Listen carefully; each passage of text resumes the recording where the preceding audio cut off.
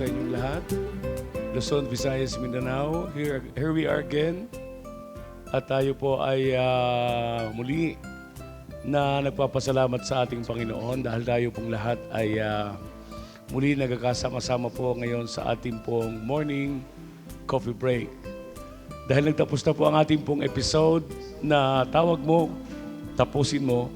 Ngayon naman po ay may bago tayo pong topic.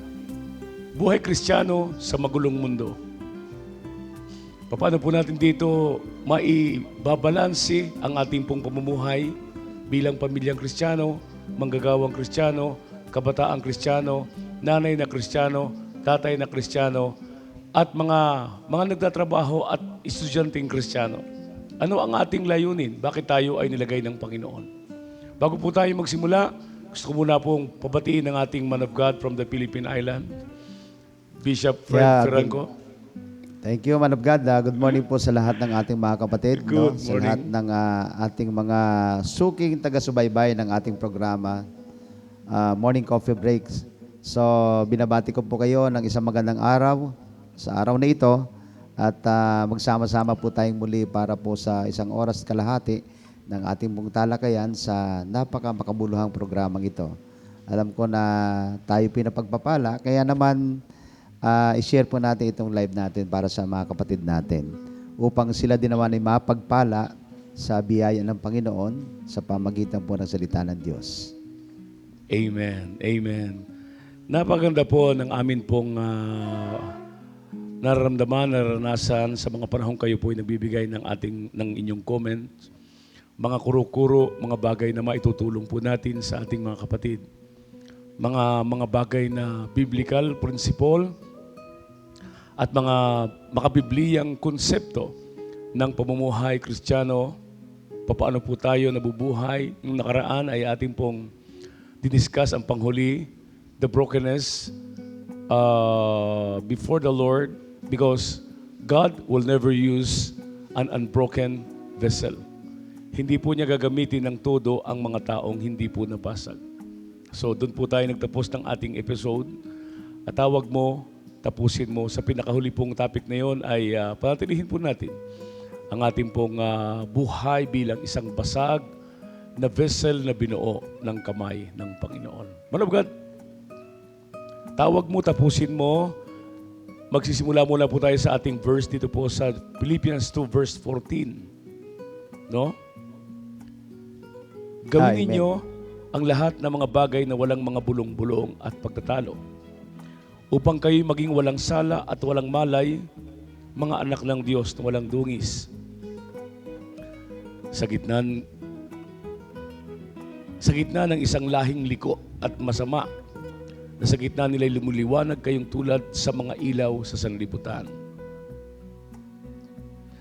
na nagpapahayag ng salita ng kabuhayan upang maipagkapuri ako sa kaarawan ni Kristo, na hindi ako tumakbo ng walang kabuluhan, ni nagpagalman ng walang kabuluhan. Gusto ko po muna magbigay ng ilang word, man of God. Ang Kristiyano ay asin at ilaw sa mundong ito. Hindi lamang po sila asin at ilaw sa church, kundi asin at ilaw sa mundong ito.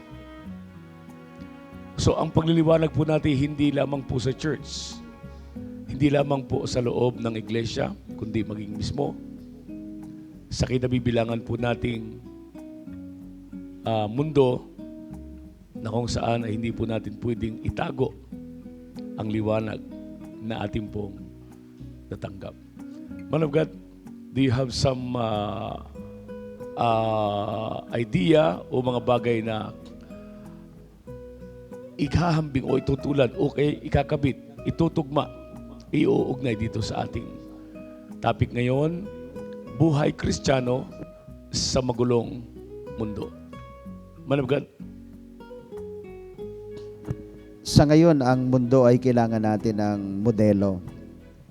At tayong mga pamilyang Kristiyano ay binibigyan ng Panginoon ng pagkakataon na imodelo ito sapagkat tayo naman ang tunay na karanas ng tunay na pagbabago.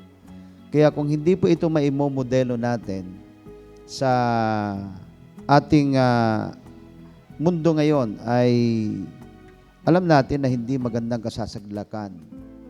So magiging katulad lang din ito ng mga tao na nauna sa atin na pinilit nila na abutin ng Panginoon pero kinapos sa pamamagitan ng kanilang pamumuhay. Kaya mahalaga po talaga yung pamumuhay na ito sa gitna ng madilim na mundong ito. At dapat talaga na ito ay ating pagtuunan ng pansin upang sa ganon ay tamang-tama na ang Kristiyano at higit sa lahat ng kanyang pamilya o lingkod ng Panginoon ay maging asin at ilaw ng sanlibutan. Man of God, siguro maganda rin na bago tayo magpatuloy ay ating batiin muna lahat ng ating Okay, mga that's good. taga-subaybay. Tama. Para sa ganon ay medyo relax muna. Ayan, kasama na natin sila Pastor Charlie, Sardenya. Yan. Morning po sa inyo. Okay, si Merali Saranate. Yan. Okay. Hari Layosa. Sila Pastor Nato dyan sa Santiago City, Isabela.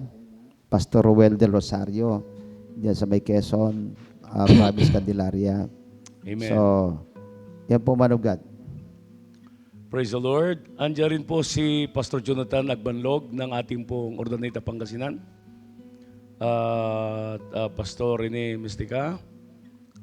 Siyempre po, ang ating pong mga kapatiran po natin sa ating pong mga technical, Kuya Angel, John, Maika, at Pastora Rose, at mga kapatid po natin na patuloy po nating kasakasama sa bawat umaga na tayo po ay nasa morning coffee break.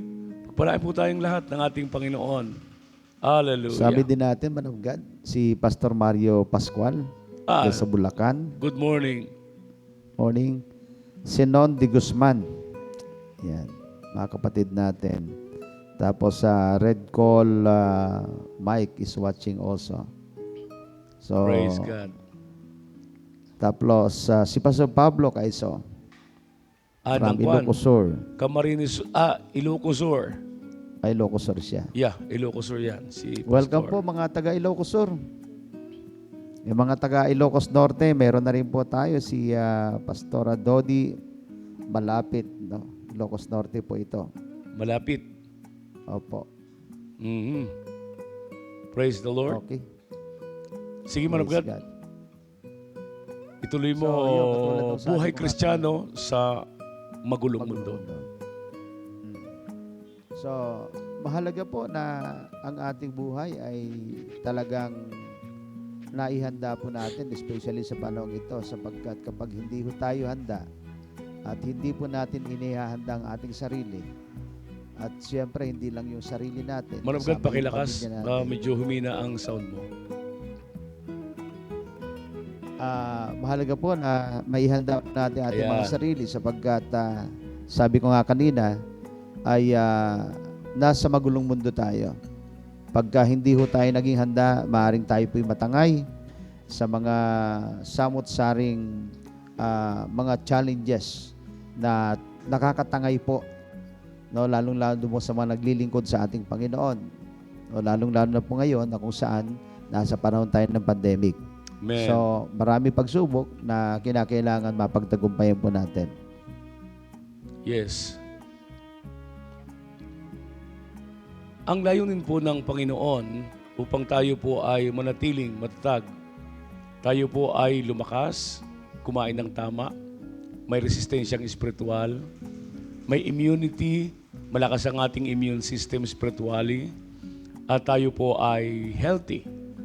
Lagi pong nakikipag-ugnayan sa ating Panginoon every day, every morning, before going to bed, at sa ating pong pakikipag-ugnayan sa banal na Espiritu Santo na siyang pinakagabay po natin sa lahat po ng pagkakataon ay lagi po nating kapiling with an intimate relationship with the Lord, with the Holy Spirit, our guidance, our advisor, our counselor, our mentor, and siyempre, our best friend and BFF forever. So, yan po ang banal na Espiritu Santo. So, nagpapasalamat po tayo kay Lord. Medyo bababaan ko po ang aking pitch dahil medyo may kaunti pa ho kumulat, pero I'm still going na pagaling na po ako ng pagaling, palipas na po yung aking malad. At by the grace of God. Man of God, ikaw muna, man of God. Yeah, amen. Okay. Sige, man of God. Okay, so yung sinasabi ng Panginoon sa Matthew chapter 5, no? Verse 13, 14, no? Ay napakahalaga pong maging batayan po ng buhay natin bilang Kristiyano sapagkat tayo nga po yung sinasabing asin at ilaw ng sanlibutan. So, kapag napanatili natin yung ningas, magiging pagpapala ito. Ganon din yung alat po natin. Kapag napanatili po natin yung alat, ay ito po yung magsisilbing isang malaking pagpapala na magkakaroon po ng lasa ang ating uri ng pamumuhay, maging ang pamumuhay din po ng iba na nanonood po sa atin. Sapagkat sa kasalukuyan, ang mundo po natin ay nasa madilim na kalagayan, lalong-lalo po sa panahon ng pandemic. So talaga pong, kung mapapansin nyo po, halos 2 taon na po tayo na nakakaranas ng grabing challenges, no? Yung dati nating inaasahan dati ng mga kaibigan, dati-rati, bibihira lang po yung mga kaibigan po natin na sa profile nila ay may kandila. Pero ngayon po ay parami po yung mga profile, picture po na mayroong kandila. Na ibig sabihin yan ay marami po talaga namamatay. Mm-hmm. So hindi po dahil sa COVID-19, kundi mayroong isang malaking factor kung bakit ang isang tao po ay bumabagsak sa kanyang katawan. Ito po yung isang hindi nakikitang kaaway. At yan po yung pag-aalala, grabing takot. So, kahit ang COVID-19 hindi masyadong nakakamatay, pero pwede kang mamatay kasi mahina ang immune system mo. Bakit humihina ang immune system natin? Sapagkat grabe nga po yung ating pag-aalala. Ay isang tao po na nag-aalala, natatakot, diyan po bumabagsak ang immune system natin. Kaya mahalaga po talaga na makita natin ang realidad, lalong-lalo pagdating sa sino ba talaga dapat ang ating mga pag-ukulan ng pansin. Ito bang COVID-19? So, hindi po masama na tingnan po natin ito sa isang positibong pananaw. Mm-hmm. Pero mas higit na paglaanan natin ay ang ating mga sarili. Sapagkat kung sino man ang harap sa mundong ito, ay wala pong iba kundi tayo. Ikaw at ako ang haharap sa realidad ng buhay. Correct. At napakahalaga yung paghahanda po natin. So, sabi nga ng man of God kanina, kinakailangan, tama yung pagkain mo. So, tamang tulog, tamang pagsasalita din, no?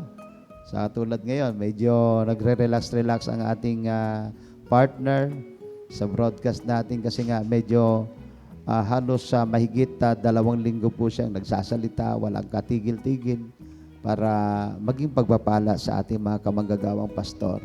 At dahil po doon ay nagagasgas po yung vocal cords, kaya kinakailangan talaga na bigyan ng konting pahinga, maraming pahinga. Pero paano nga ba makapagpahinga sa panahong katulad nito? Amen. So, but we must always find time to rest. Sapagkat alam naman natin na kapag tayo po ay hindi rested ang ating physical na katawan, diyan po bumabagsak ito. Kaya napaka-critical po yung mga dapat nating gampanan bilang Kristiyano sapagkat totoo naman ang mga ministeryo ay nandyan lang. Hindi po mauubos yan. That's right. Hanggat nabubuhay ka, hanggat kumukonekta ka, ang ministry mo hindi mauubos. Tuloy-tuloy yan. At siguradong pagbibigyan ka niyan. Tama. Ngayon, nasa pagpili mo ngayon, kung ito'y papatulan mo lahat. Kaya nga, ang mga pastor, na pag-uusapan nga na na knockdown sa pulpito, man of God, no? Yeah. So, nakakalungkot yung bahagi na yan sapagkat marami mga manggagawa tayo na sila po'y knockdown at yung iba na knock out talaga sa pulpito dahil sa sobrang pagod. Knock out to death. Knock out to death. Totoo po Yeah. yan. Oo. So, talagang nasa atin po ang responsibilidad para ihanda ang ating mga sarili. Amen. Alam niyo po kung bakit kailangan po nating bigyan ng pansin ang buhay natin sa magulong mundong ito. Because God designed us to live in the perverse and corrupt generations that our light must shine. Hindi magliliwanag ang iyong ilaw kung ikaw ay nasa gitna ng araw. Ang liwanag ay laging nakikita at nababakas ng labis kapag tayo po ay nasa madilim na lugar. Hindi ibig sabihin na hawak ka ng dilim, kundi ikaw mismo ay nag-shine sa gitna ng dilim. Ang sabi rito ng Panginoon sa Philippians chapter 2, verse 15, that you may be blameless and harmless, the sons of God, without rebuke, in the midst of a crooked and perverse nation, among whom you shine as lights in the world. So, ulitin ko kanina sinabi ko, man of God, hindi tayo liwanag ng church because Jesus is the light of the church because He is the head. We must shine our light in the midst of the perverse and crooked generation. The perverse and crooked nation, we must live. We must shine. Now, kanina, man of God, ay binalangkas mo yung patungkol doon sa pisikal na sitwasyon ng ating katawan na bago ka humarap sa maraming bagay, siyempre, you are in a very right condition. You are in a very right food, very right mind, emotions, and siyempre, yung sleep, alam nyo yung pagtulog ay ang pag-replenish ng Panginoon ng mga pag-produce ng mga bagong cell sa ating katawan upang maging healthy ang daluyan ng ating dugo. Layunin po nito ay para sa pagharap po natin sa kinabukasan sa mas maraming challenges of life ay hindi po tayo may stress. Because one of the factor of over-fatigueness is stress. Man of God, stress. Spiritual stress is the fruit of prayerlessness. Ito yung isa sa pinaka-mahirap na sitwasyon. What really took place in the spirit will take in the natural. Sa buhay natin, makikita mo na lamang in the physical realm, bagsak ka na. But before it happened, you have neglected already your accountability with the Lord. Hindi ka na nakapasok sa Holy of Holies, you always offering doon sa outer court. You're always there.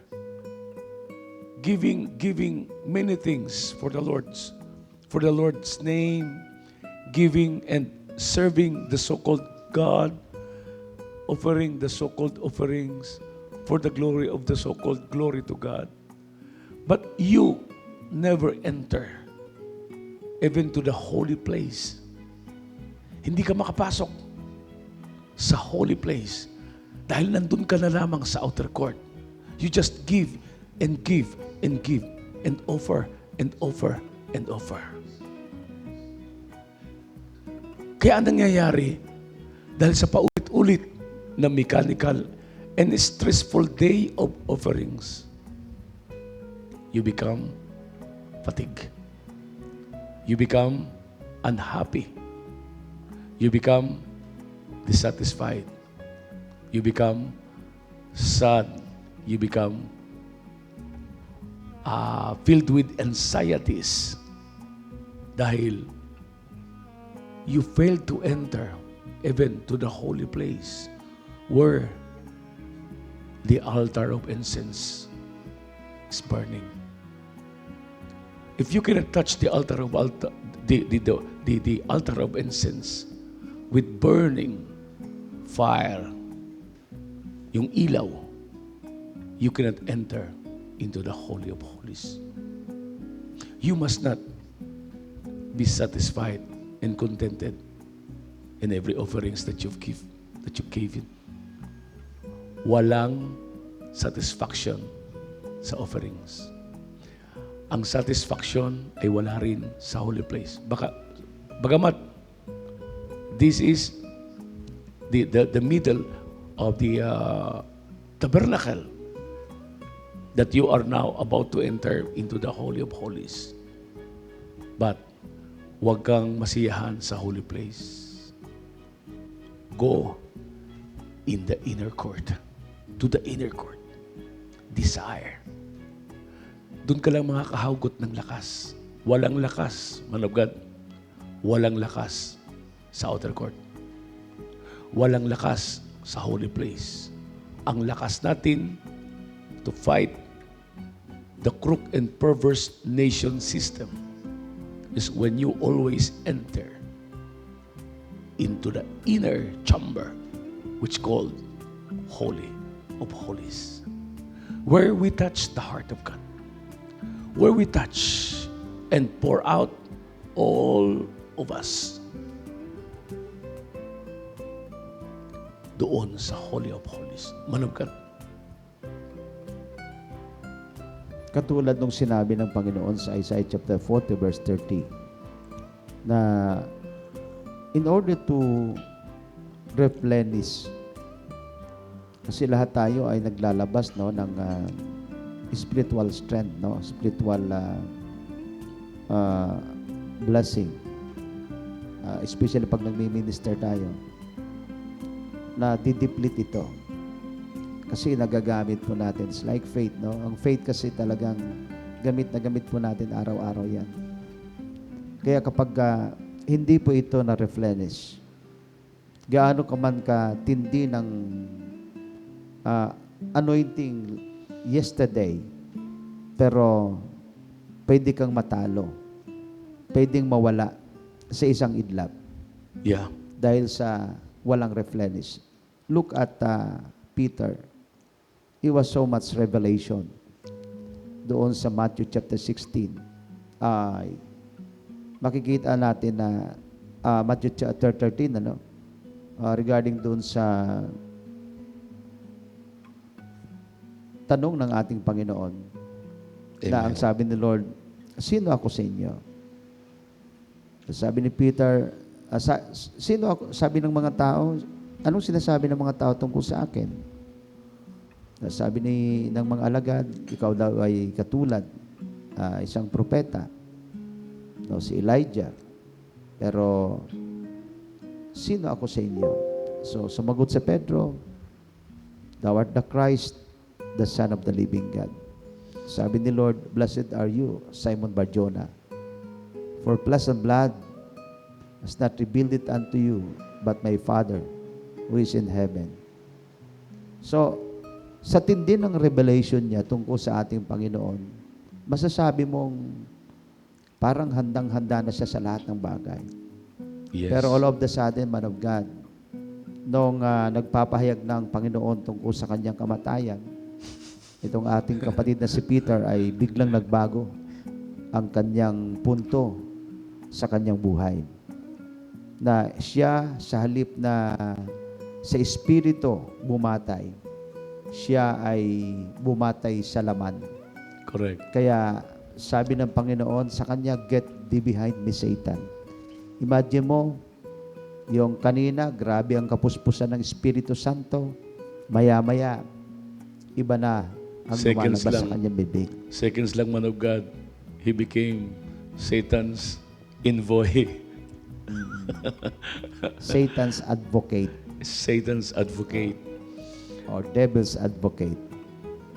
So, parang magandang tingnan, Parang magandang pakinggan, devil's advocate, parang sikat ang dating mo. Pero, alam mo namang, gawa pa rin ng demonyo eh. Amen. So, hindi pwedeng matuwa tayo sa mga gawa ng demonyo. Dapat malungkot tayo at hindi ho tayo nasisiyahan, especially kapag may mga taong ginagamit din ng kaaway para po tayo ay hadlangan doon sa panawagan ng Panginoon sa atin. Amen. So, bagamat ito'y pinapahintulot ng Panginoon, pero hindi rin naman talaga magandang ikay gamitan ng demonyo. Correct. Mas maganda pa rin ikaw ay gamitin ng Panginoon. Hindi ka pakinabangan ng Diablo, parang kinabangan ka ng ating Panginoon. Ito nga yung maganda, man of God. Batiin muna natin si Bishop Bing Santos ng Angeles City, Porac, Pampanga. Andiyan siya ngayon. Morning, Bishop Bing. Kapiling natin si Bishop Bing. Siyempre ang man of God, si Pastor Rene Nakay. Sabi niya, when fatigue walks in, faith walks out. Alam niyo po, isa sa mga natutunan ko sa man of God, Benihin, God cannot use a tired and hindi raw pwedeng gamitin ni Lord ang pagod na katawan ng isang tao. Kaya if you want to be used by God mightily, take a rest. Before going to the pulpit, take your physical rest. Man of God, if you still remember, when we were in times of revival of worship, so napansin mo na mahaba ang tulog natin. Talagang nagre-rest tayo ng todo. Kasi nga kadalasan, pag tayo po ay pagod at nakakadama po tayo ng sobrang pagod. Dahil kabi-kabila ang mga gawain. Marami pong mga gawain ay pagdating po nila doon sa lugar ay katakot-takot pang gawain ang kanilang iniaasikaso. Bilang mga lingkod ng Diyos, mayroon pong mga taong tinalaga ang Diyos para gumawa ng mga bagay na yon. Let's give to them the portion of that labor that you and me must take the rest physically. Dahil doon mo lamang siya dapat makaniig si Lord. When you wake up in the morning, early in the morning, then talk to God. Offer at the outer court, then enter into the holy place. Enter into the inner chamber, which is the Holy of Holies. Doon ka makakahugot ng lakas. Man of God, ang paghugot ng lakas ay hindi sa holy place, hindi sa outer court. Sa inner chamber, sa Holy of Holies. Nandun ang source ng lahat ng lakas. Bagamat hindi po natin binabaliwala ang paghahandog, hindi po natin binabaliwa ang pagsisindi ng insenso before entering into the Holy of Holies. Pero ito ang sangkap bago ka makapasok sa Holy of Holies. Desire not only to enter into the outer court, desire not only to enter into the holy place, but desire to stay in the presence of God, in the Holy of Holies. Dito ay makikita natin ang labis. Hindi ka lang mapupuno. Tulad ng sinasabi ko, man of God, di ba? Nabanggit ko noon pa. Kapag ikaw ay napuno, para sa iyong maintenance yan. Prayer, evangelism, pangangaral, pag-share, pagbasa ng Bible, lahat ng effort mo, nag-i-exert ka ng effort, lahat ng yan ay nagkukonsume ng anointing. But when you are overflowing in the anointing of God, that's for others. Man of God, if your life is overflowing with the presence of God, with the anointing of God, hindi lamang yan sa iyo. Yan ay para sa maraming tao. Kaya desire to overflow. Do not be satisfied kung ikaw ay napuno. you must overflow. Kailangan mag-umapaw ka. Dahil doon mo masisimulan na magliwanag. Kung tatanggapin mong presensya ay katulad ng tinatanggap ng tinuturuan mo, wala kang maibibigay dahil wala kang tinanggap. Ang kailangan matanggap mo ay ang pag-uumapaw upang mayroon kang maihayag sa mga kapatid natin kay Kristo. Ito po'y sinasabi ko para sa atin pong mga lingkod ng Diyos, mga nabgad, sa ating mga pastor. Dahil nasa atin ang dahilan kung bakit ang church, kung bakit ang lokal na ating pinangungunahan ay nakakadama ng panghihina, pagbagsak, pagkawala ng ilaw, pagkawala ng desire, pagbagsak ng altar ng pagsamba, at pagkawala ng matinding desire sa harap ng presensya ni Lord. Man of God, gusto kong dito natin talakayin yung buhay Kristiyano sa magulong mundo. Dahil marami sa ating mga lingkod ng Diyos ay pagod na. Kailangan nilang maranasan ang rest, ang pahinga. Alam niyo bang sinabi ni Lord sa 11:28 ng Matthew, "Come unto me, all of you who are heavy laden, and I will give you rest." If you will find Jesus na hindi siya nag-pray ng magdamag, bihirang-bihira. Paano siya nagpapahinga kung wala siyang tulog sa magdamag at kinabukasan ay magmi-minister?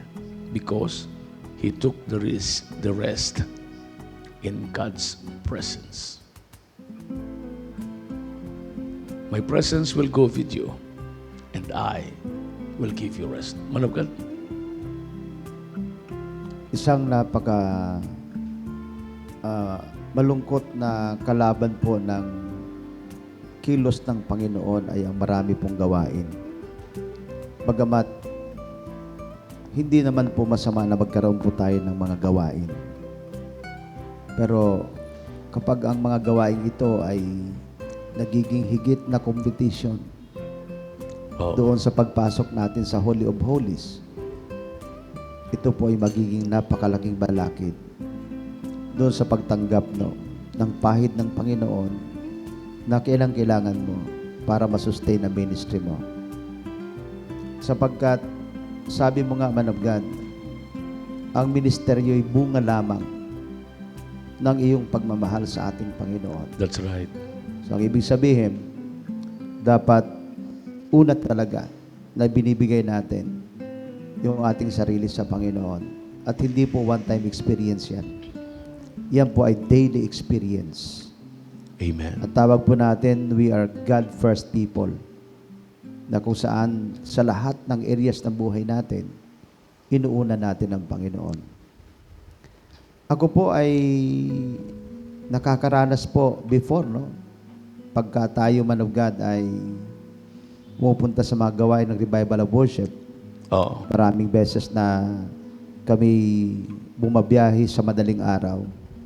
At alam mo naman na Lalo pa, pagdating man of po- God, lalo pa nung mga panahong wala ka pang sasakyan. Talagang oo. mahirap, ano? Correct. Tuloy mo. Kahit may sasakyan, man of God, kadalasan naman kasi yan, pagka tayo nasa revival of worship, maraming mga kapatid tayong ginagamit ng Diyos para dalhin tayo doon sa panawagan ng ating Panginoon. Tama ka Pero dyan. ganun pa man, talagang nakakapagod, saka haggard eh. Kita mo talaga na apektado ang pagtayo mo sa pulpito. Yes. Dahil nga sa pagod ka rin physically. Kaya tama yung sinasabi mo kanina na bawat mga pastor dapat talaga nagre-rest talaga. Hindi Amen. po advantage po yung napakadami mong ministry. Yes. So, ang kailangan po dyan is matutunan natin how are we going to delegate what God has entrusted unto us. Yes. Kasi hindi naman lahat yan ikaw ang gagawa eh. Maaaring ipinagkatiwala sa iyo ng Panginoon. Pero, may mga taong ipapadala ang Panginoon para pagkatiwalaan mo naman nung ipinagkatiwala sa iyo ng ating Panginoon. Kaya, makikita mo na doon sa Bible, no, may isang master sa Matthew chapter 25 na may isang master po na nagbigay, tinatawag niya ang kanyang mga alipin Oo. at nagbigay siya ng talent. So, binigyan ng 5 yung isa naman 2, yung isa naman isa. Ibig sabihin, kung ano yung mayroon sa iyo, hindi naman kinakailangan na That's suluhin mo eh. That's right. Di ba? Okay. Hindi ka naman katulad ni Solomon, na punong-puno ng Karunungan. No? So, talagang, mga kapatid, kailangan po ng wisdom ng Diyos Amen. para po sa paglilingkod natin sa ating Panginoon. Amen. Kaya, talagang realidad itong pinag-usapan po natin para po ma-preserve yung buhay natin at magamit tayo in the fullest of our time na naglilingkod tayo sa ating Panginoon. Yes. Man of God, natutuwa ako kasi nare-relate ko yung mga sinasabi mo. Nung kasi mga early years ko sa Revival of Worship, ngayon ang Revival of Worship ay turning to 16 years. Ako ang driver, man of God, for 12 hours. I have to take my rest kasi umaalis kami madaling araw. Halimbawa, bukas ang gawain mo. Madaling araw kami ngayon naalis. Tapos, darating kami sa lugar, mga 8 o'clock. Depende sa daloy ng traffic. Then, pagdating doon, siyempre, yung mga kapatid natin ng mga early years, pag pumunta kasi sa isang lugar, hindi naman prepared yan ng pagkain para sa iyo. So, siyempre, kung anong ihain mo, pasalamat ka kay Lord kasi binigyan ka nila ng pagkataong makakain. Then, siyempre, yung mga panahong yan ay hindi pa gaanong marami ang manggagawa ng Revival of Worship. Kaya, minsan solo yung sistema, yung pamamaraan. And I just found, man of God, itong leaks, kasi maintenance is not to be maintained. Dapat magkaroon ito ng sustainability. And what are the causes of leaks? Number 1, if you use the anointing in the wrong ministry.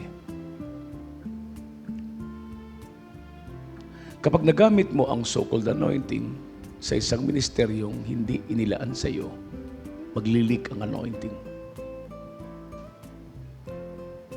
Nagagamit mo siya hindi doon, not to intended ministry that God designed for you. Kaya nga, magugulat ka, makakadama ka ng pagod. Kapag nakadama ka ng pagod sa spiritual, ibig sabihin, you are drained. You are already drained. At yan ang isang malaking suliranin na wala pong nakakakita niyan sa mga lingkod ng Diyos. Maliban lang, man of God, sa mga taong binigyan ng Panginoon ng pribilehiyo na ipakita yan. Kaya nga ang Revival of Worship, mapapansin mo, we brought not the doctrines. We brought not the new learnings. We brought the heart of God. Yung puso ng Panginoon ang ating dinadala. Because when you hit the heart of God, that is the stream of power and strength. Hindi galing sa ministry ang anointing. Galing sa streams of God. Kung mapansin nyo yung ating logo, dumadaloy ang tubig. Lumalagaslas mula doon sa taas, pababa. Para diligan ang mga masaganang lupa upang tumanggap ang mga halaman ng masaganang tubig. Once the waterfalls stop flowing, all these trees na kumukuha, halaman na kumukuha ng tubig upang maging malusog, na nasa ibaba ay matutuyo.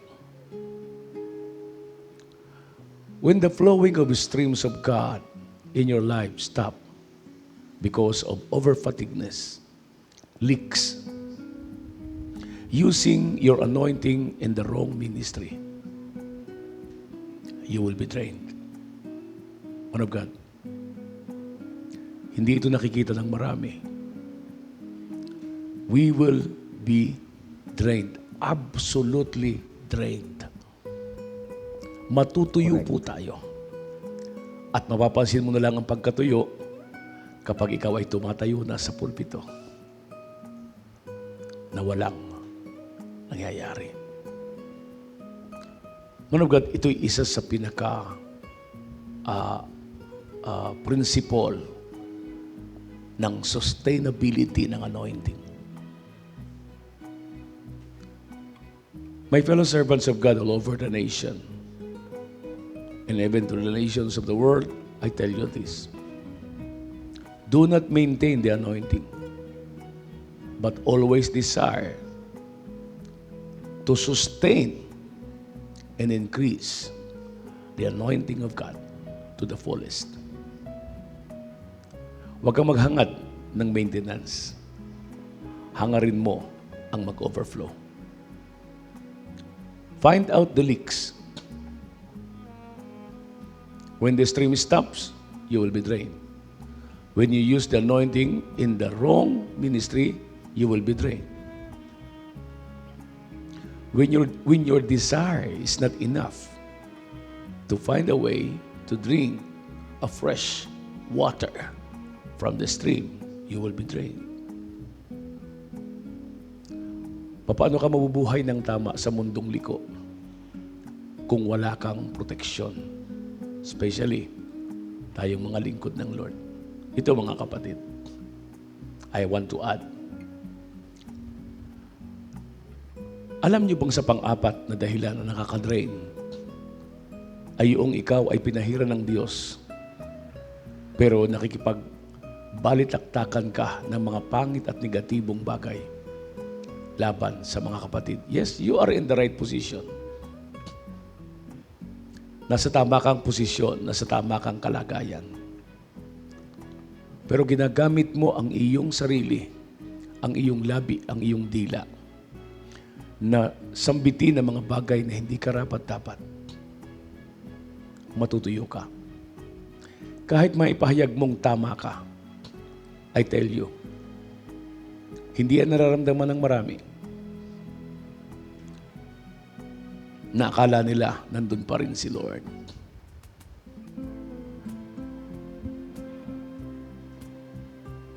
Kaya,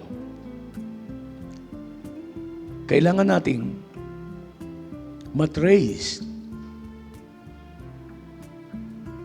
Huwag nating gamitin ang anointing para saktan ng mga kapatid, batikusin ang mga kapatid, pagsabihan ng hindi tama ang mga kapatid, mag-exert ng authority ng hindi naman tugma at tama. Ito yung mga leaks with regards sa ating execution ng wrong authority to the wrong audience. Mga kapatid, my desire in heart is to bring the very heart of God to the people of God, to the body of Christ. Hindi lamang sila ma-restore, ma-revive, hindi lamang sila magkaroon ng panibagong sigla, panibagong fire sa kanilang buhay. I want them to overflow.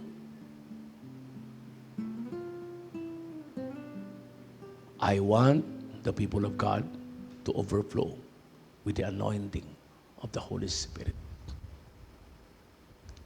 Doon lang sila mabubuhay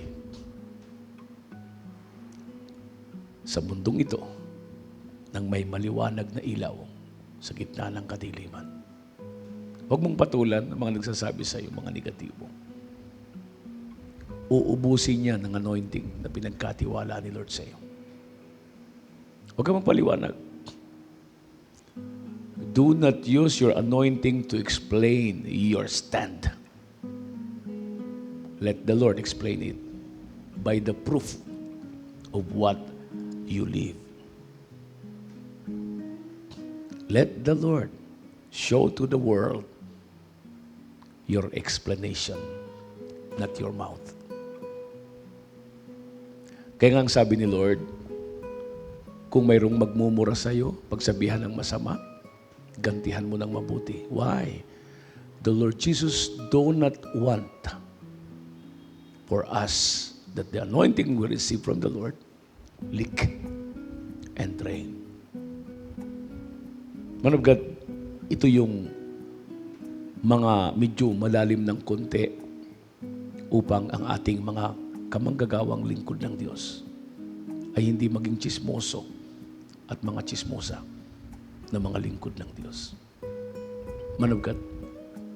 Amen. Ako lang sobrang napagpapala, no? At habang binabasa ko nga yung mga comment ng ating mga kapatid, ay na-overwhelm din ako sa response na tinatanggap po ng ating mga kapatid. So, ako I can attest to that. Maliban ho doon sa sinasabi na right position, idudugtong ko lang, man of God. You need to have that right connection. Pag tama po ang connection mo, tuloy-tuloy po yung sustainable anointing na mararanasan mo. So it's like yung backdrop nga natin sa revival of worship. Itong waterfalls na tuloy-tuloy ang pagdaloy, paglagaslas ng tubig. Correct. At lahat ng tinatamaan nito ay nagkakaroon ng buhay. Ganyan po inihihalan tulad ng ating Panginoon ang ating buhay. Amen. Bilang mga lingkod. Mayroon pong pinanggagalingan ng tubig ng buhay na tinatanggap natin. Yes. And this is not intended to satisfy you or satisfy me alone, but it is intended to become blessing to many, na kahit ikaw yung dinadaluyan ito, ay hindi ito nakalaan lamang para sa iyo. Ito ay sa pangkalahatan. Amen. Kaya nakadepende sa pagtanggap mo sa kung paano mo binibigyang daan ang layunin ng Panginoon sa buhay mo, especially ang pahid ng Diyos. Correct. Nakadepende po dyan doon sa paggamit ng Panginoon sa iyo. You need to become an stretchable container. Amen. Ibig sabihin, hindi ka lang pwedeng mag-contain ng maliit na bagay. Kailangan magpatuloy ka. And you need that connection.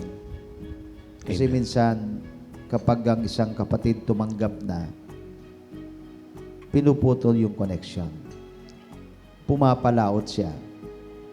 Walang sustainability ng connection. So, kaya, yung isang bagay na dapat na lalong lumawak at maging malakas sa kanyang buhay, ay napuputol ito. Yes. Because when we are connected by God, that intention is to be sustained throughout eternity. Correct. So, mayroong dahilan kung bakit kinokonect tayo ng Panginoon. Maaring sa isang panahon, i-connect ka, pero ang purpose niyan is for you to continually walk according to that divine purpose sa buhay mo. Parang tayo, man of God, nung binigyan ako ng pagkakataon ng Panginoon na makonect sa iyo sa revival of worship, ay that connection ay never stops. No, it continues until now. And we have a mutual respect with each other. Amen. We knows how to stand and how to honor. And we have never jealous with each other. Correct. Sapagkat naintindihan talaga natin yung bahagi natin sa katawan ni Kristo. Kaya tayo po'y lalong nagiging masaya sa tagumpay ng bawat isa. That's right. Dahil tayo po ay kabahagi ng tagumpay na yon. Man of God, Di gusto man kong- tayong nasa Man of unahan. God, sandali ha. Susugan ko yung sinasabi mo. We must find the right connection. A people who will encourage you. A people, hindi mga taong wawasak sa'yo, kundi mga taong magkukonek sa'yo na magdadala sa'yo sa mataas na layunin ng Panginoon. Tuloy mo man, God. Binigyan ko lang kasi masyadong, alam mo, I am so much touched by the Holy Spirit as we are discussing this new episode. Dahil this is the life of servants of God. Ito yung buhay ng mga lingkod ng Diyos na minsan ay hindi nakikita sa pangkalahatan. Na akala ng marami nakatayo tayo sa pulpito. Pero grabe naman, lugmok tayo sa likod ng kwarto. And we need to replenish the strength. Manapagkat tuloy mo yung sinasabi mo, I am so much blessed. Nadugtungan ko lang. Napakahalaga po yung divine connection. And it is intended to last, no, for long. So, maaring yung tao ay mauna sa iyo, nakunin ng Panginoon, o di kaya mauna ka. Correct. Pero it's either way. Mayroong purpose ang connection. At kaya tayo kinukonek ng Panginoon upang yung pahid ng Diyos sa buhay mo ay lalo po itong masustain. Lalo itong maging matatag, maging malakas. And you need to honor that and value that. Kasi maraming pagkakataon, man of God, na kapag ang isang tao kumukunik lang sila doon sa revelation, sa knowledge na na-acquire nila. Yun ang malaking problema. Oh, that's really big blunders, no? Akala nila, mensahe ang dapat i-connect sa kanila. Hindi nila nakita yung bahagi nito na napakalaki. Ito po yung relationship. That's right. Itong relationship na ito, treasure niyo po. Sapagkat, pag binasa po natin sa Bible, especially sa time ni Jesus, itinuturo sa atin that we need to honor these people na ginagamit ng Panginoon para masustain tayo. And mutual. I-honor ka habang nag-honor ka. Correct. Minsan nag-expect tayo ng honoring, pero tayo mismo ay hindi natin magawa. Sasalita tayo ng hindi maganda. Hindi natin ma-honor yung mga tao. Oo. Diba? Lalo ang ginamit ng Panginoon sa iyo. Keep connecting to that person. Kung ikaw ay dinala sa next level, Oo. continue to have that connection. Kasi divine connection po yan. Divine Kaya connection. kinukunik tayo ng Panginoon kasi may mga bagay tayong hindi natin kayang gawin sa pamamagitan natin. So that's why we are connected to much greater stream. O kung ikaw ay isang sapa lang, ikukunik ka ni Lord sa malaking ilog. Ikukunik ka sa mas malaki, mas malakas para lalo kang masustain ng Panginoon. Amen. Sabi ni Mahalaga Pastor ito, Rene, mga kapatid. man of God, when we fight the wrong battle, we diminish our grace and forfeit our victory. All of our battles are won in the secret place of the Most High. So, the greatest battle of all times when Jesus is about to face the cross at Golgotha. The greatest battle is not the nails that will pierce his hands and feet. The greatest battle is not the enemy, the devil. The greatest battle is not your fellow servant who spoke against you, destroying your integrity, even your character. My fellow servant, the secret, the greatest fight of all fights are when you win yourself and you fulfill the perfect will of God. Ito yung greatest battle ng Panginoon sa Matthew chapter 26 when He was praying for the whole night. Could you imagine 3 times He prayed? If it is possible, Father, if it is your will, not my will, but your will be done. Naganap ang kalooban ng Ama. That is the greatest battle of all times with the life of Jesus, man of God. Ito yung pinakamatinding bakbakan. Dahil kung hindi niya napagtagumpayan ang kanyang sarili, walang cross, walang grave, walang resurrection. And we have to take part of what the Lord has done in Gethsemane. Every one of us must have Gethsemane just to find the way to win the battle. Not my will, but your will be done.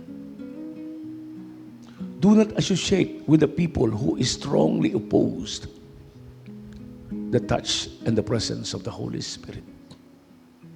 One day, you will become an arrogant with the touch of the Lord. Never associate with these people. Correct. Always mocking servants. Huwag po tayong makipag-connect sa kanila.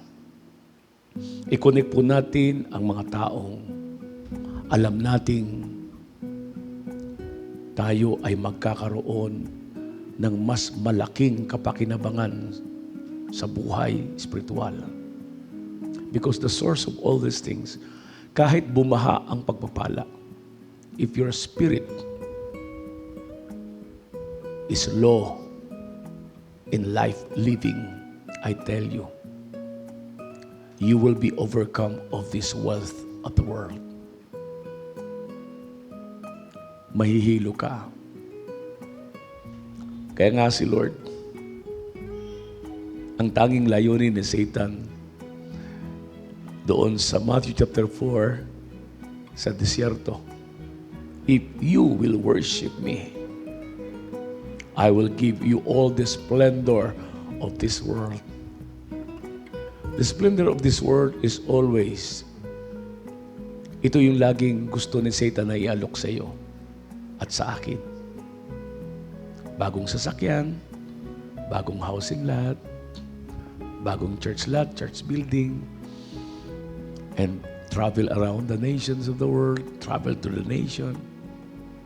Then, kasikatan, katanyagan, that's the splendor of this world. That always the greatest enemy of God's perfect plan in your life. Darating naman yan ibibigay ng Lord yan. In fact, nakapila na yan sa buhay natin. In the right perfect time of God, God will pour out. Ganda ng word mo, man of God. Man of God. Nakapila na yan. Ituloy mo, tuloy mo. Ang word na ginamit ng Panginoon dyan is, all these things shall be added. Correct. So it is already given by God. Kaya tama yung word na, nakapila na Yes, doon sa Luke chapter 6 verse 33, siksik, di ba? Liglig, umaapaw. Ibig sabihin, talagang naka-ready na siya Correct. That it takes the right vessel, the right container to be filled. Pag tama itong container na ito, mapupuno ito. At hindi lang mapupuno, mag-uumapaw. Kasi nga, Correct. siksik, liglig, at nag-uumapaw. But we don't run after this. It is already given by God. Hindi mo kinakailangan habul-habulin ito. Hindi mo dapat habulin ang blessing.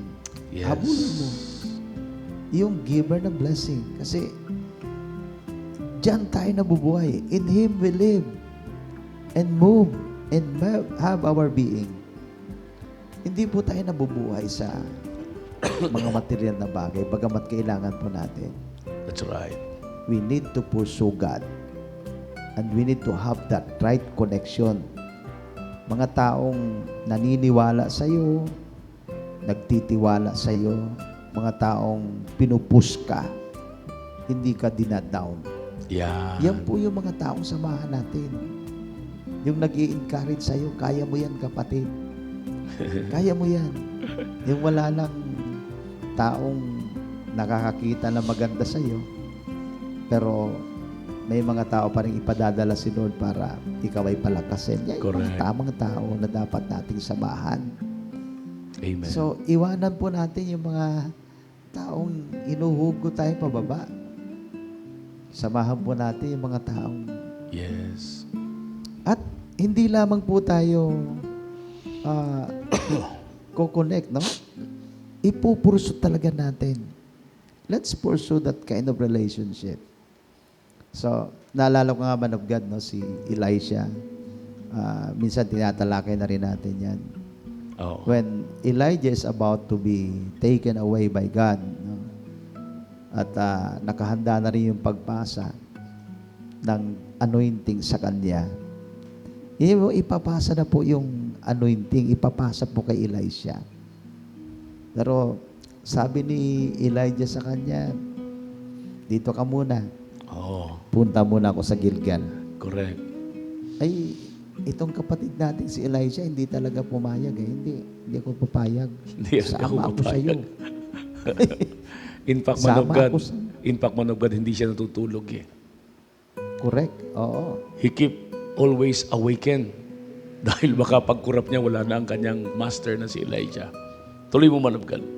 So, kasi yun yung requirement na hinihingi sa kanya. Pag nakita mo na ako ay Kinukuha. saka mapapasayo ang hinihingi mo. Wow. Mahirap ang hinihingi mo. So, it takes a lot of courage, determination, discipline sa part ni Elisha na talagang gawin yung dapat niyang gawin to get the anointing. Walang oras o sandali na sinayang. Lahat focus eh. Enerhiya niya, focus talaga eh. Kasi pagka galing ng Gilgal, sabi naman ng lingkod ng Panginoon, dito ka muna. Correct. Punta ako ng Bethel. And so on and so forth. Sama Pagkatapos ako. ng Sabi Bethel, niya, sama ako. Jericho. Sama pa rin ako. Alam, kasi ang impartation po ng anointing, mga kapatid, hindi po sa Hindi yung- listening lamang. Hindi yung, I take it, Lord. I take it. Yung anointing Oo. ng man of God na yan, akin yan. Hindi eh. Oo. Hindi ganun eh. Actually, maganda rin yun. But, Maganda that's rin yun, faith, this no? declaration. It's a part. It's a part of taking or being a part of that anointing. Maganda rin yung Correct. declaration. Pero ang pinaka-the-best Yes. doon yung sinasabi mo, sumunod ka. Yung association Correct, kasi. correct. Yung anointing kasi, yung pagpasa ng anointing, no, ay it's like rubbing, no? Yung langis kasi nirarab po yan. Rab talaga. Nirarab talaga. So, ibig sabihin, ipinapahid. Pinapahid. So, hindi maipapahid yan kung hindi ka associated mismo dun sa tao. That's right.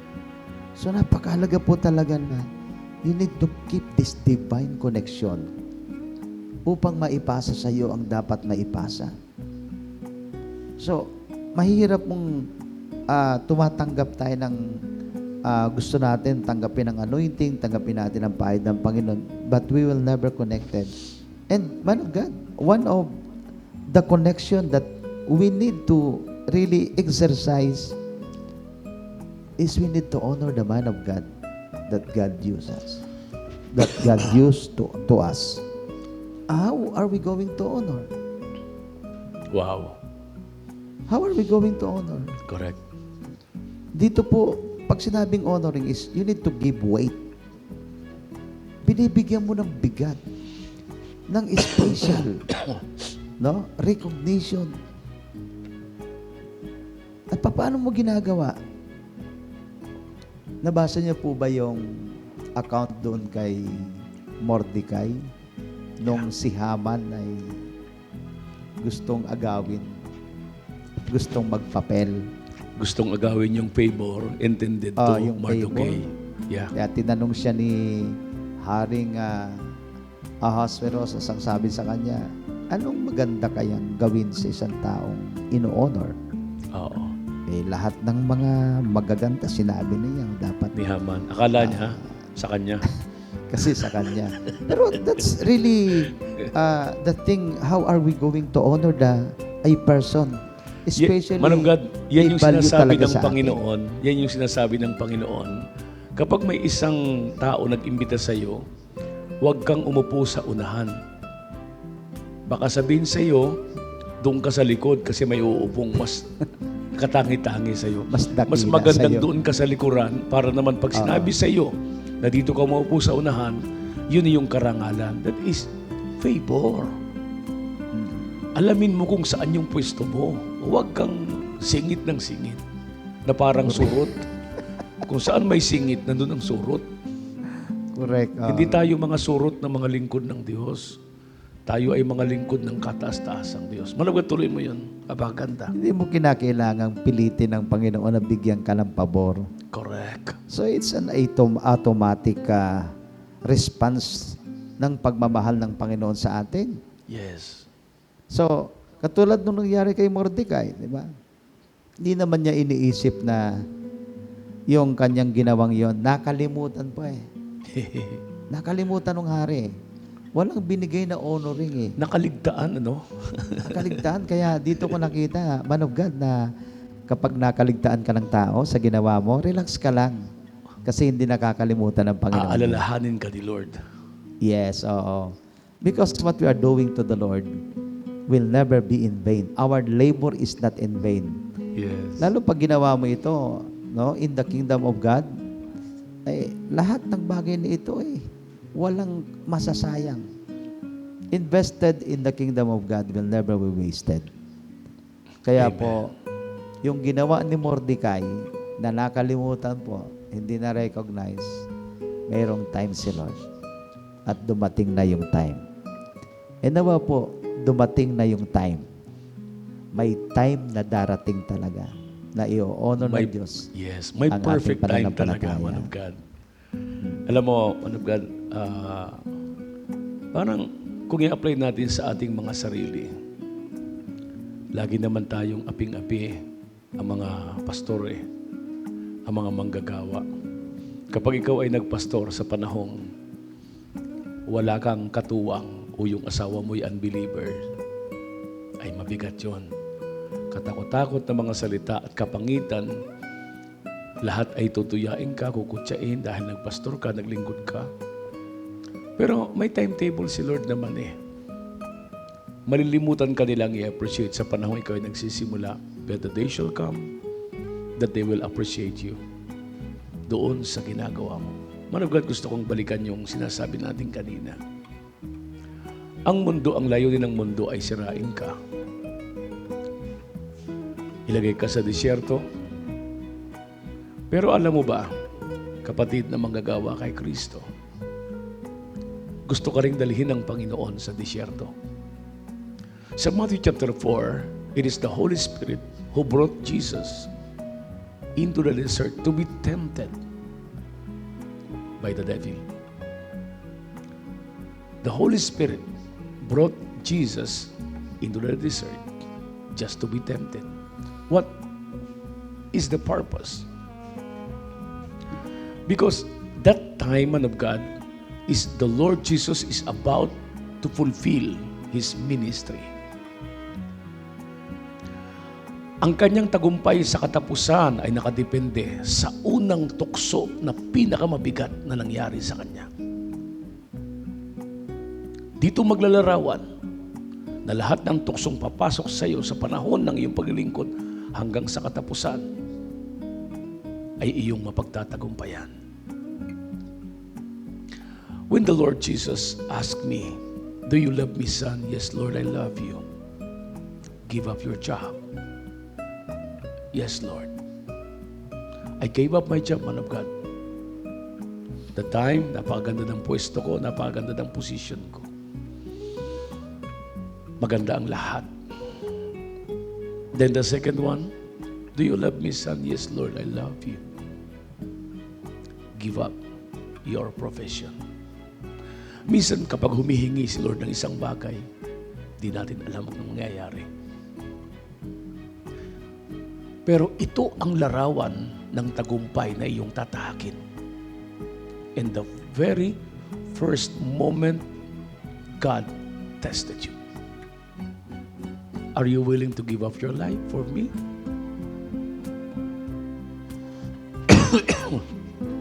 Paano mo maibibigay ang iyong buhay? Hindi mo nga maibigay ang kakapit sa iyong buhay, buhay pa kaya? Excuse me. Hindi mo maibigay yung mga bagay na inaari mong mahalaga kaysa sa buhay, tapos yung buhay mo bibigay mo.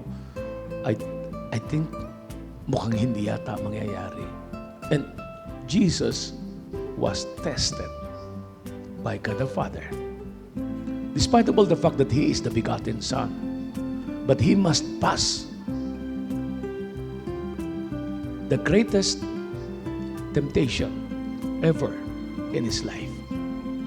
The glory of God. The glory of the world versus the glory of God. Every inch of the glory of God will be lost when you seek the glory of this world. Ulitin ko, tatagalogin ko. Ang kaluwalhatian ng Diyos ay mababawas ng mababawas kapag nagdidiser ka ng kaluwalhatian ng mundo. Ito ang humuhugot ng lakas, ang kaluwalhatian ng mundo sa anointing ng mga lingkod ng Diyos. My fellow servant of God, I am so overwhelmed with the presence of the Holy Spirit today. When I'm talking to you like my fellow servant and fellow brethren, my heart is about to come out. I love you all as the body of Christ.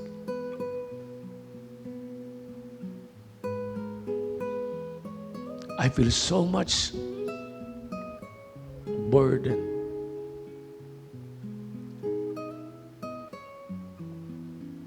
That servants want to destroy his fellow servants.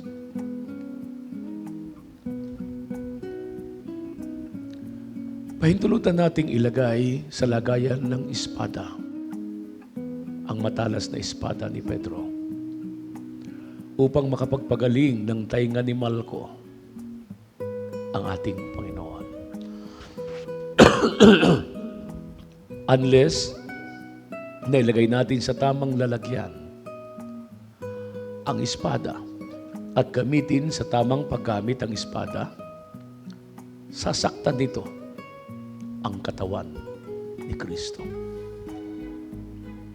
The sword must be used to our enemy, not to our fellow servant.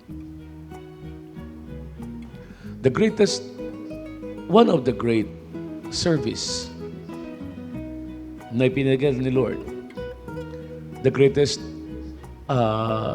temptation is the temptation in the desert.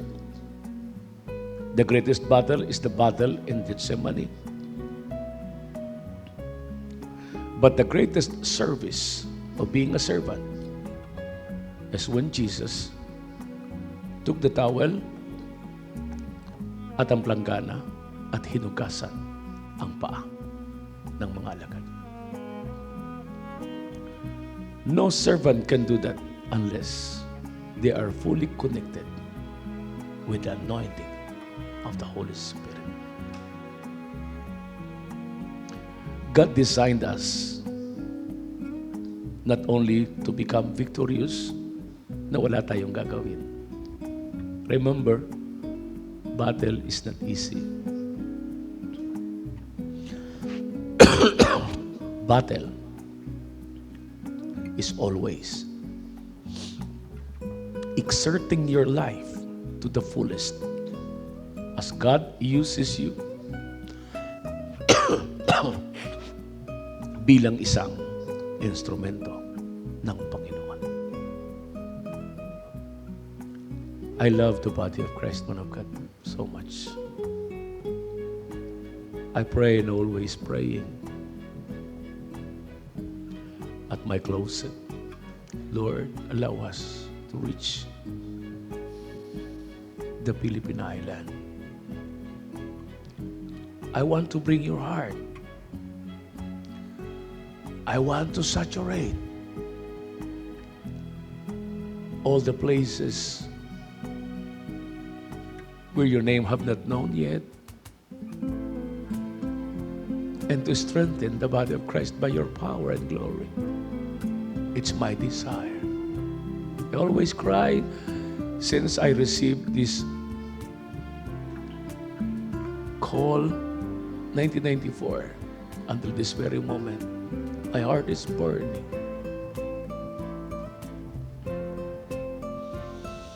That's why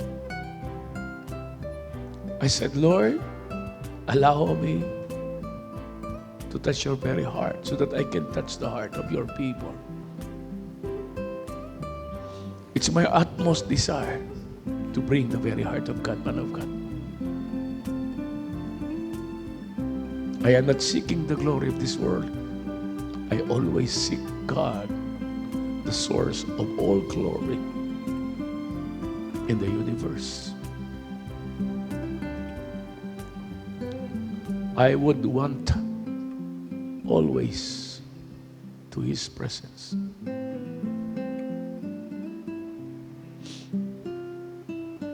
Salamat sa Panginoon sa pagkakataong katulad nito. When I gave up everything to the Lord, then I began to possess all things. When I surrender my will, I found out the perfect will. When I gave up everything, then I gained all things. When I lost the glory of this world, I have the glory of the Lord. Man of God. Wow. Praise God. Amazing word na hindi po dumadaloy sa isipan kundi sa puso ng lingkod ng ating Panginoon. Kaya naman, man of God, kaya nakakadama tayo ng ganyang klaseng lalim ng pagmamahal sa body of Christ, sapagkat yan ay bunga ng tunay na pagmamahal sa ating Panginoon. Hindi natin magagawa sa sarili natin na ibigay, isuko ang ating sariling kalooban kung ito ay hindi natin unang ibinigay sa ating Panginoon. Amen. Mga kapatid, hindi po natin magagampanan ayon doon sa gustuhan ng Panginoon ang kanyang hinihingi hanggat hindi po natin nararanasan ang ganyang klaseng kauhawan, pagkagutom at karanasan mula mismo sa ating Panginoong Jesus. Noong 2005, man of God, na ibabahagi ko na rin yan, na dumating ang panahon na I was really occupied by acquiring things from this world. So kami mag-asawa, hanggang kahit linggo na, gusto nating maghanap buhay in the name of marketplace ministry. So all I know at that time is I can please God by doing this. Because this is also part of the ministry na kung tawagin nga natin ay marketplace ministry. But I know in my heart that I am drifting away from the real call of God in my life, assuming that this is another call na dapat kong gawin sapagkat ito'y ministeryo din naman. Pero ang bunga at resulta niyan ay mapait, sapagkat ang mga ninanasa natin ay hindi rin ganun kadali na makukuha mo. The spirit of mammon will always prevent you to receive what you are intended to receive. Kahit anong gawin mo, you are almost there. Lalo paglingkod ka ng ating Panginoon, yung malapit na yung transaction, malapit na yung closed deal, pero mawawala pa rin. You're almost there. Ganyan po itong espiritong ito, spirit of mammon, that prevented us to do the perfect will of God. At i-deviate ka niyan, ililiko ka niyan doon sa tunay na panawagan ng Panginoon sa iyo. And then after that, ayan, knockdown po ang nangyari sa akin. I was confined 3 days sa General Hospital sa Marikina. Then after 3 days, during the 3 days period, so di ko alam bakit okay naman ako. Pero ayaw akong palabasin sa ospital. Until such time na talagang Diyos ang nangusap sa akin. Sa pamagitan ng resident doctor na siyang may-ari din po ng General Hospital na yun. At sabi niya, Pastor, that's all in the mind. Yung mga nararanasan mo, yung manaramdaman mo sa katawan, isa sa isip na lang yan. Nung narinig ko yan, man of God, I was struck directly in my heart. Sabi ko, ako ang nagsasalita dati niyan eh. Pero ngayon, ibang tao nagsasalita para sa akin. And then, suddenly, there was a sudden touch of the Holy Spirit that I have to bow down before the Lord, cry out before God, sobbing, weeping, crying out, and then surrendering my heart to Jesus. Doon ko nakita na marami tayong mga pretentious living. So, yung gusto nating mabuhay sa ngalan ng Panginoon, pero ang ginagawa natin ay para sa sarili. You will find out yourself and realize na lahat ng ito pala ay hindi para sa Lord, kundi para sa sarili. But when I surrendered my heart to God, I began to see the real call. The original call of God na noon pa man ay tawag na ng Panginoon sa aking buhay. At mula noon, 2005, ay ibinigay ko na yung sarili ko. Although, hindi ganun kadali, man of God. No? Yes. Yung ikaw ay nagbabalik sa realization mo. So, there's a lot of struggle. There's a lot of discipline na kinakailangan gawin mo para ikaw ay makaalis sa dating kalagayan at ikaw ay dalhin ng Panginoon sa bagong kalagayan. And then 2009, there was a great shifting in my spirit that really elevated me into a higher level of calling and anointing. And 2010, man of God, alam mo naman, that was our divine connection. Yung divine connection na yan na ngayon yung nagpapatuloy, strengthened by the day, no? By the years. So, hindi na basta-basta matitinag ng kaaway. We treasure. I treasure, I honor, I respect what God has begun.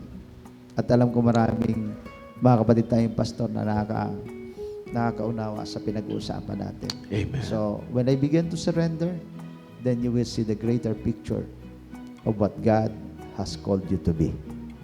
Amen. Salamat sa Panginoon sa sa kanyang tawag sa atin, man of God.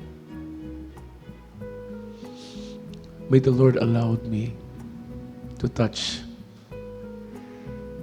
the wealth of this world just to be used for God's glory. I want the glory of this world to be used for the glory of God, not to replace the glory of God. Yes. I want the splendor of this world to be used for the glory of God.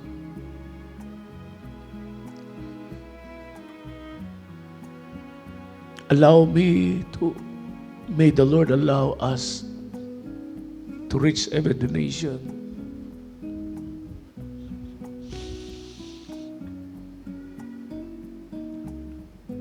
So that the splendor of this world might be replaced by the glory of God.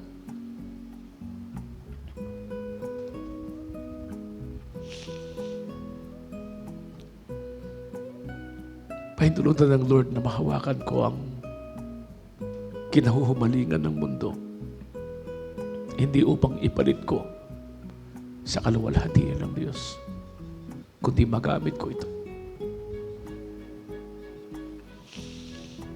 as what I'm always praying, Lord, give me no rest until I find our assignment finished.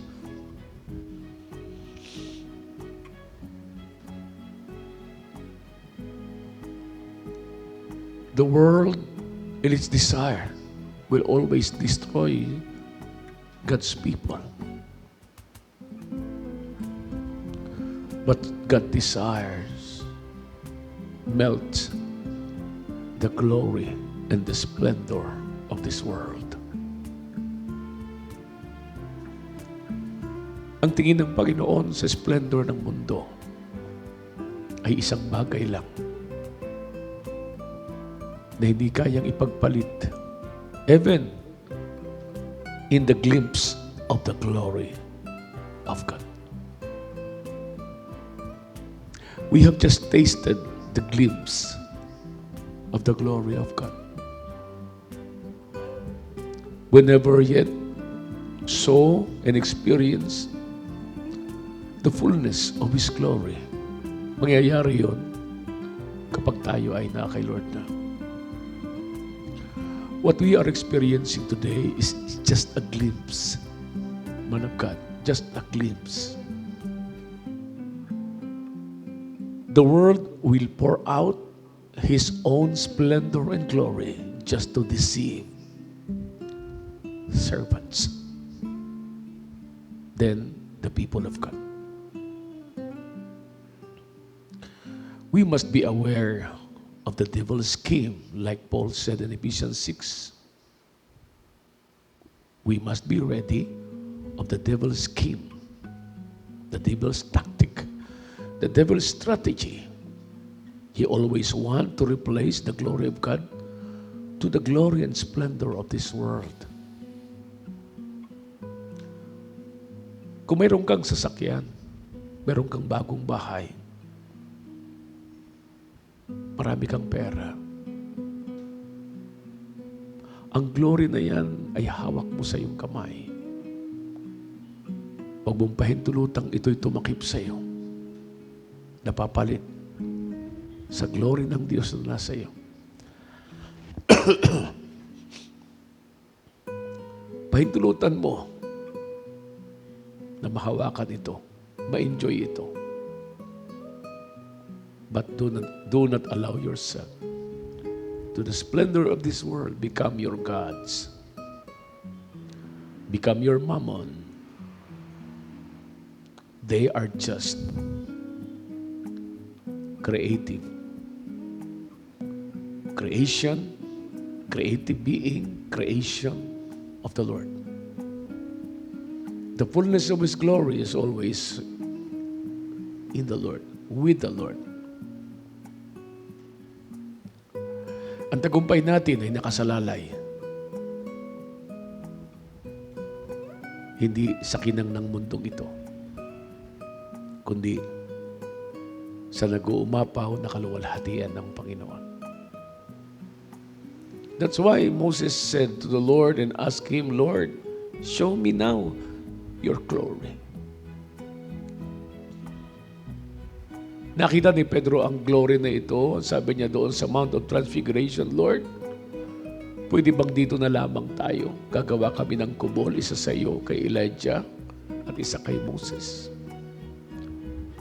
Peter, overwhelmed with the glory of the Lord, that Moses is seeking in the Old Testament, and Moses saw it in the transfiguration,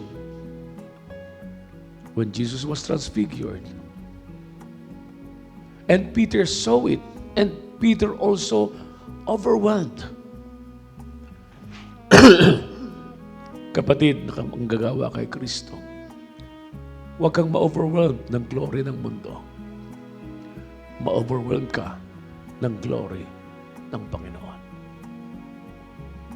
Mabubuhay tayo bilang Kristiyano sa magulong mundo with all integrity. We will win the battle. Laging sinasabi ng marami, ang pinakadakilang panalo ay pagtiklop ng tuhod mo. Tama po yun. Pero hindi po yun information, yun po'y buhay na dapat nating tahakin. Man of God.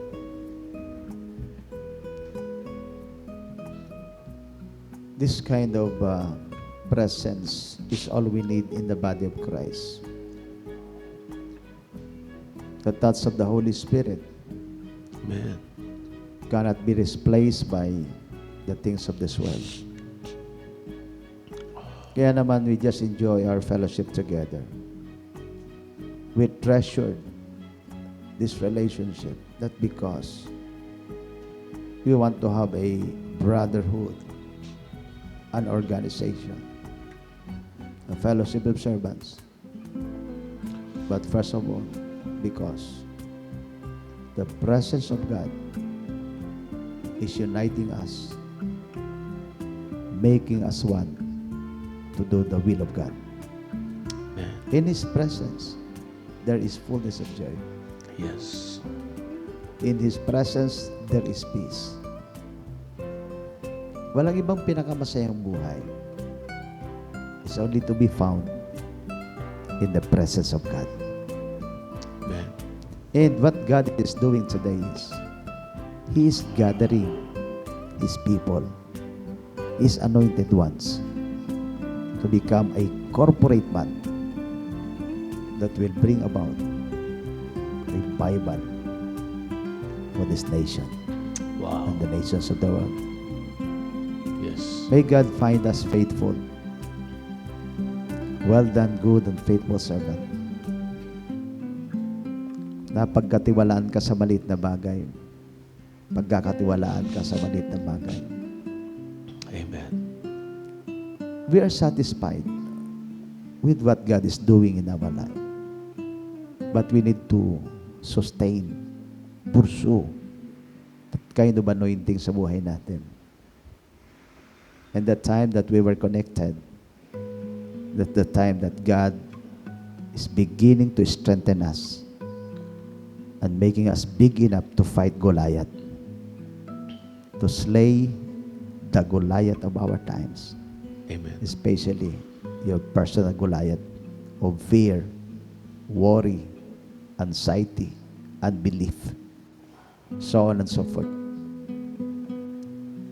Maraming tatalunin ang sarili mo. Amen. Like Jesus Christ, the greatest battle is the battle in Gethsemane. Ganon din po tayo. Our real battle is not outside, but inside of us. Amen. That wants to express himself. It is the flesh Yes. that wants to glorify and be recognized by people. But the Lord wants our spirit to be greater than what we are doing in the flesh, but to shine in the midst of darkness. Praise God, man of God. Amen. Wow. The time has passed. It's already 8 o'clock.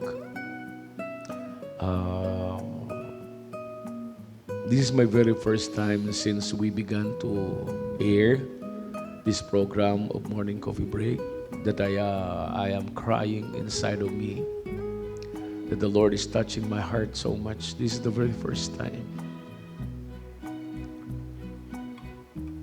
my heart is poured out because the Lord's heart poured out on me.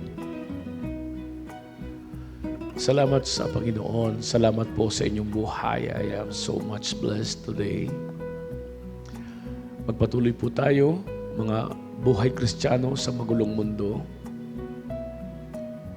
Huli pong word, a simple illustration.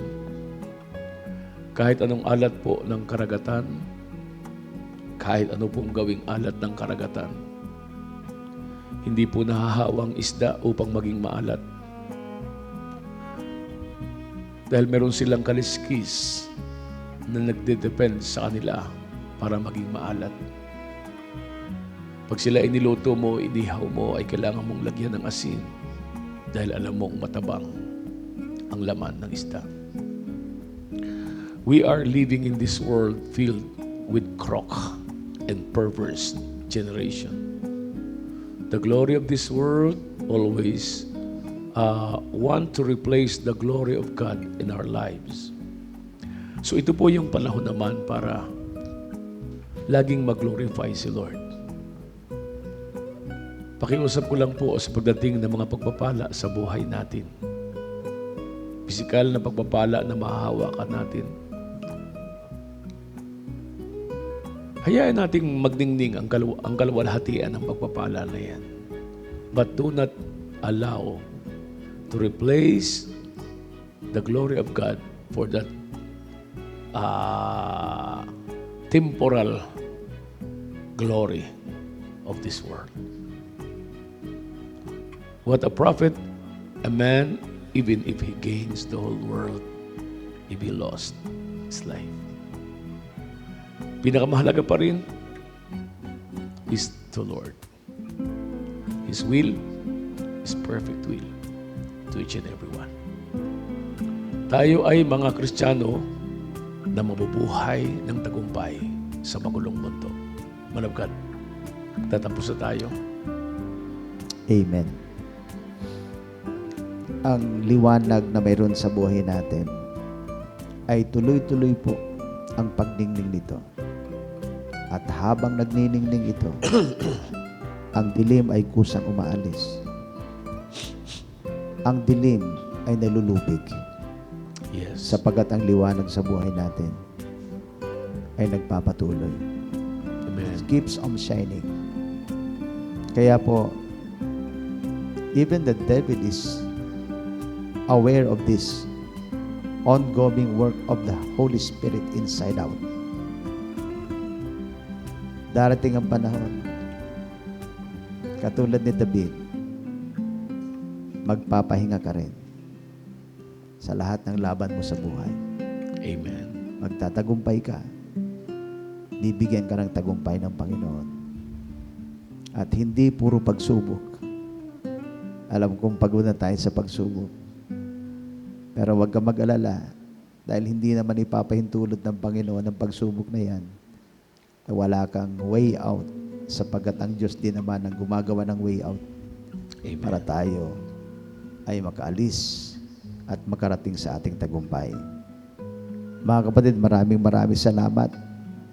Napakaganda po ng inyo pong mga comments. Wow. Napaka-touching. No? Siguro some of this, man of God, ay pwede po nating basahin. Yeah. Yan. Yan. Galing kay Pastor Nato. Manatili po tayong mapagpakumbaba.